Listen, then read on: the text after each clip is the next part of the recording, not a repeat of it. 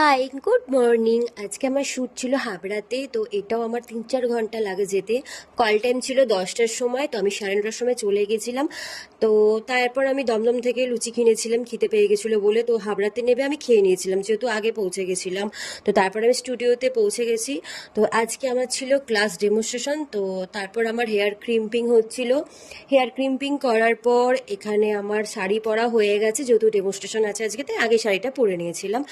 তো তারপর এখানে আমার মেকআপ হাফ ডান হয়েছে। তো তারপর এখানে লাঞ্চ করে নিয়েছিলাম। লাঞ্চে ছিল ভাত, পাবদা মাছ আর শাক, যেটা ভীষণ সুন্দর খেতে। আর এখানে জবা ফুলের মালা কিনে এনেছিল আমার হেয়ার করবে বলে। তো এখানে আমার মেকআপ কমপ্লিট, কলকাও কমপ্লিট। এখানে আমার চুল এখন কার্ল করা হচ্ছে হেয়ার স্টাইলের জন্য। আর এখানে একটা সুন্দরভাবে আজকে বান করেছিল, যেখানে জবা দিয়ে যেটা করা হয়েছিল ভীষণ ভালো লাগছিল, ইউনিক লাগছিল। তো ফাইনাল লুকটা দেখো। এখানে আমরা বলছিলাম যে কোন হারটা আমি পরবো, তো আমার লুকটা ভীষণ ভালো লেগেছে। একটা সাবেকির উপর ব্রাইডাল লুক ছিল, তাই এই জুয়েলারিগুলো পরেছিলাম।